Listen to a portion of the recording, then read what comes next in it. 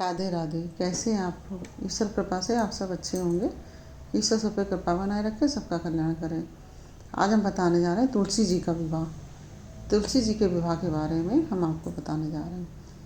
जो तुलसी जी का विवाह है वह कार्तिक मास की शुक्ल पक्ष की एकादशी को कार्तिक स्नान करने वाली स्त्रियां जो हैं वो तुलसी जी और शालिग्राम का विवाह करती हैं। और तुलसी विवाह को विधि विधान से खूब गाजे बाजे के साथ तुलसी जी के पौधे से शालिग्राम के फेरे और एक सुंदर मंडप के नीचे डाले जाते हैं। खूब सुंदर सा मंडप बनाया जाता है, उसके नीचे फेरे डाले जाते हैं। खूब अच्छे से सजा कर फूलों से और लड़ियों से आदि से सजा कर मंडप बनाया जाता है। और तुलसी जी पर साड़ी ब्लाउज चढ़ाकर नथ पहनाते हैं और सिंदूर लगाते हैं, मेहंदी चूड़ी पहनाते हैं, चूड़ियाँ पहना देते हैं, बिछिए बना देते हैं, मेहंदी रख देते हैं वहाँ पे। और फिर भोग दक्षिणा आदि भी देते हैं, जैसे भोग लगाया, दक्षिणा भी दी, और विवाह के गीत और भजन आदि गाने भी गाए जाते हैं। इस प्रकार से यह तुलसी विवाह किया जाता है। तो उसमें कथा भी कही जाती है तुलसी विवाह में। तुलसी विवाह में पूरा सुहाग का सामान चढ़ाया जाता है, साड़ी इत्यादि, और एक तुलसी जी को पहनाई भी जाती है। तो एक जोड़ी आप दान कर सकते हैं, एक जोड़ी आप अपने लिए प्रसाद के रूप में सुहाग का सामान और साड़ी इत्यादि रख सकते हैं। और इस तरह से आप चढ़ाइए।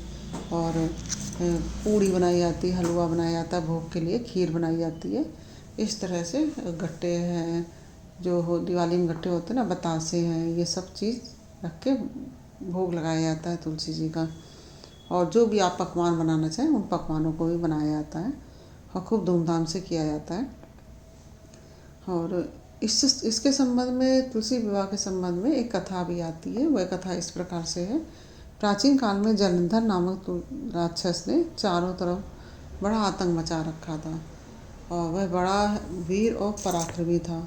उसकी वीरता का रहस्य था कि उसकी पत्नी जो वृंदा है, उसका पतिव्रत धर्म, वो बहुत पतिव्रता थी और उसी के प्रभाव से वह विजयी बना रहता था हमेशा, कोई इससे जीत नहीं पाता था।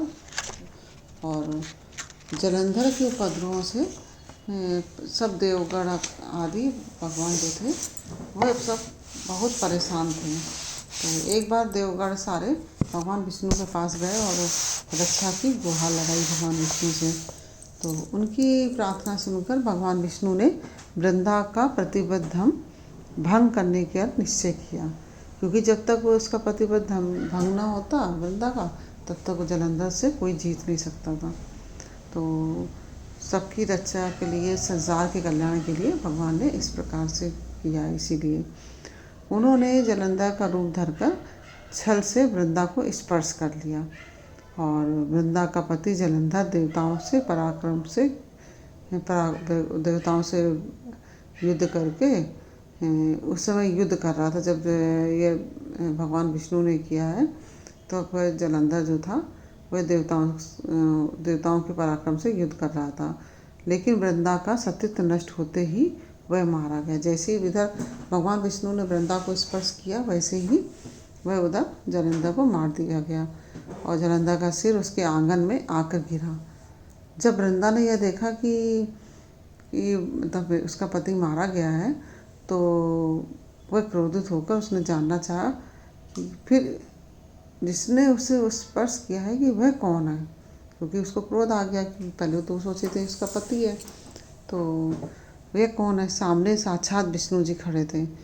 उसने भगवान विष्णु को शाप दे दिया कि जिस प्रकार तुमने छल से मुझे पति वियोग दिया है, उसी प्रकार तुम्हारी पत्नी का भी छल पूर्वक हरण होगा और स्त्री से वियोग सहने के लिए तुम भी मृत्यु लोक में जन्म लोगे। यह कहकर सती जो वृंदा थी वो सती हो गई।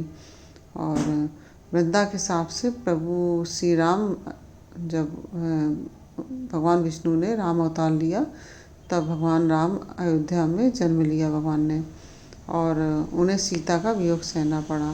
कहीं कहीं उल्लेख है कि जहाँ वृंदा सती हुई थी वहाँ तुलसी का पेड़ जो है उगाया था। भगवान विष्णु ने वृंदा से कहा कि हे वृंदा, तुम अपने सतीत्व के कारण मुझे लक्ष्मी से भी अधिक प्रिय हो गई हो।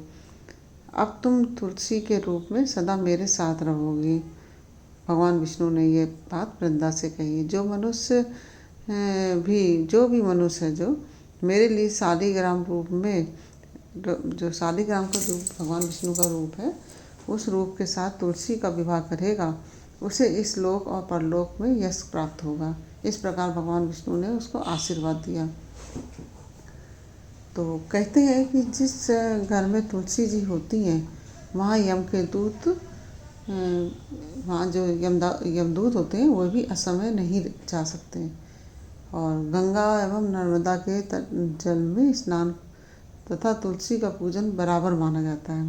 जैसे जितना गंगा और नर्मदा में जल में स्नान करने का फल होता है, उतना ही फल तुलसी के पूजन से वह बराबर माना जाता है। उसको दोनों का फल बराबर होता है। इस प्रकार से यह तुलसी विवाह किया जाता है और भंडारा किया जाता है। सब जो अपने निकटजन हैं उनको बुला के भोजन इत्यादि कराया जाता है, प्रसाद वितरण किया जाता है। इस प्रकार से यह तुलसी विवाह किया जाता है।